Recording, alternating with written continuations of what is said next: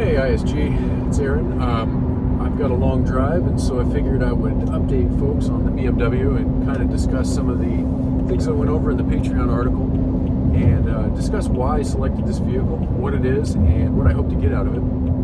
I'm approaching 2,500 miles on it now after a couple of 1,000-mile road trips, and it's very comfortable. And so I figured I would discuss some of the handling and characteristics that compelled me to buy this instead of something else.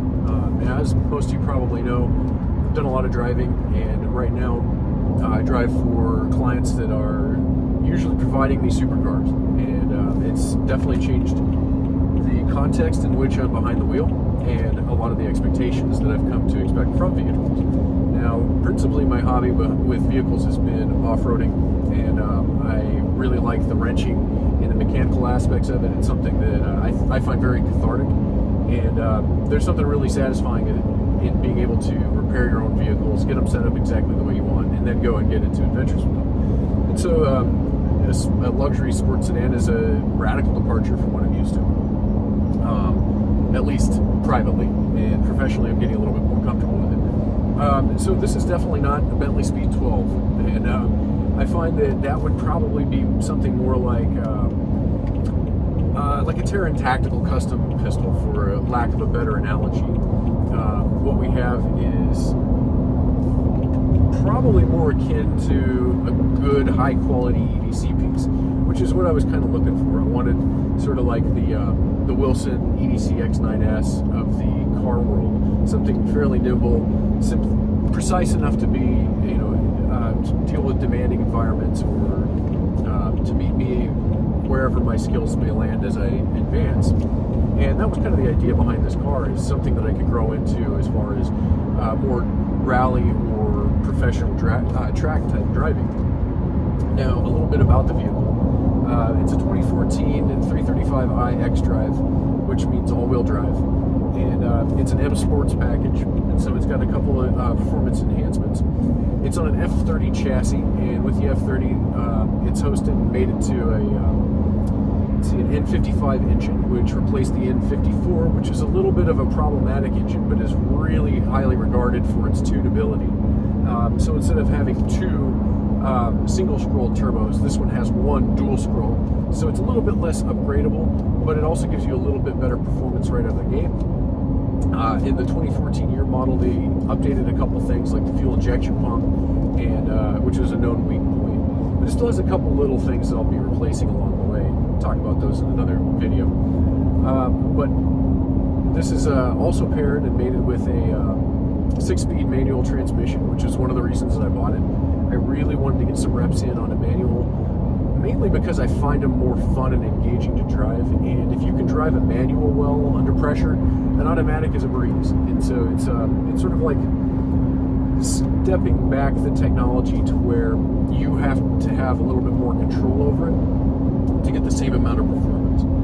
I really enjoy driving manuals, just as a personal note. It's been a few years since I had one, and this one has been a lot of fun, so I really like that about it. The vehicle is pushing about 320 horsepower and about 300 foot-pounds of torque at the axles, which is pretty respectable for a more or less stock vehicle. They're also pretty easy to tune up if you so desire, and get closer to about 400 horsepower with pretty modest modifications, mostly just chip tuning. And so there's a lot of potential here. The M Sports package in this case improves some of the aerodynamics, improves some of the interior ride using the race steering wheel, better seats and stuff like that, which at first I kind of balked at. It's like, that doesn't seem like real performance modifications. I was laughing, it's like, it's not, I didn't think of racing as a very athletic sport. And Jake started laughing at me. It's basically, dude, you have no idea what these rally guys go through.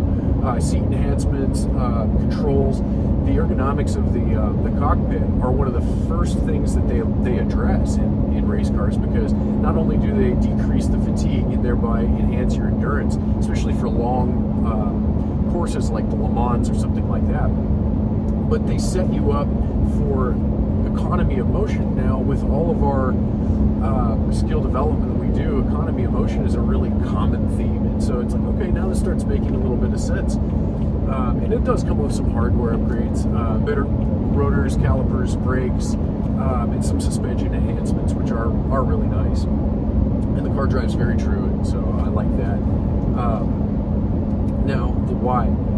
My daily drive while I'm working is high-density urban traffic, and I do spend a lot of time behind the wheel of larger SUVs, principally Cadillacs. The Escalade is a real common one for us, or vehicles like the Rolls-Royce Cullinan. If I'm in a car, it's usually either a Bentley Speed 12 or Aston Martin Vanquish, and so this is not going to give me the kind of performance that I would expect out of those vehicles. And it's also at a price point that's, literally not comparable. Now, performance-wise, I see a point of diminished returns for the type of driving I'm doing. I don't have the straight line acceleration or horsepower that I'd get out of a supercar, and I don't have the handling, but I don't quite see a huge difference with the type of traffic density that we're getting to. And since I'm not doing raw track driving against my own skill, there's not really a good way to say, hey, this is just a hands down better option. So for what I'm expecting, what I'm getting, the 335i really got me into a nice sweet spot. Now, there's been questions about why not get the B58 or the 340, and the answer is really simple. It's because I couldn't find one with a manual gearbox that was all-wheel drive. Now, I was a little bit disillusioned with all-wheel drive because I've really liked it in my larger vehicles, because it just gives you a little bit extra certainty when you're driving on the road in bad conditions. With the car, I think for raw race driving or track driving, it's probably a point of diminished returns, because you may want a rear-wheel drive only so that you can maximize the skill interplay with the vehicle's natural dynamics. With an all-wheel drive, you're going to get a lot more traction and grip that might disallow you to use more technical stuff, like drifting, which can be very controlled and give you an advantage when compared to something that's just going to grip the road. But it also gives me a little bit more certainty if I'm driving in more normal conditions. And so, frankly, I find it to be a really good sweet spot for now. And I can also deactivate the ABS and traction control, which gives me the ability to do some of that. Now, right now, I'm running just Continentals. I do plan on upgrading to some run flats and getting some high-performance track tires on it once I get a little bit more time under my belt driving it. We've got a driving course coming up in October. We should be driving comparably equipped BMWs, so I will probably get pulled over here doing 80. But the goal here is to just get as much reps as I can with street driving, get some track driving time under my belt, and actually start developing some chops doing more high-speed technical driving. It's been a few years since I did any of that, and this is the platform that I chose. And so I think there's some really other great comparable vehicles. In the end, really, a lot of it comes down to personal preference. I think with luxury sports sedans, there's not really a very clear, defined winner. There's so many good contestants and so many good options that a lot of it can come down to personal flavor. Whereas if you're dealing with off-road vehicles, you definitely have your niches, right? Like the Land Cruiser is just going to be the uncontested king, and you're not really going to ever find anything that has the durability and reliability that the Land Cruiser offers paired with that capability. And so it's kind of a no-brainer. It just really comes down to price point at that point. But when I found this one, it was a single-owner vehicle with 72,000 miles on it.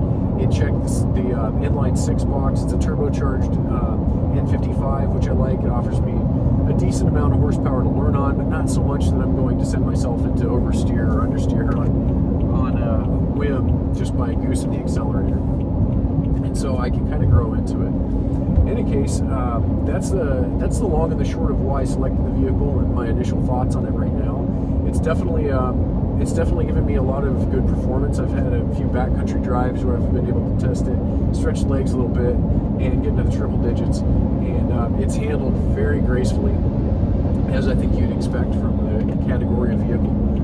The blinkers actually work, which I think makes this a priceless BMW. I'm not really sure how I got that feature or where it came in, but it's been nice. I think people appreciate it. In any case, that's basically the wrap for the 335 X-Drive. I'll update more as I get some more professional training, and hopefully update the videos and give you guys a little footage of that and how it looks. But that's why I selected this particular model. Thank you.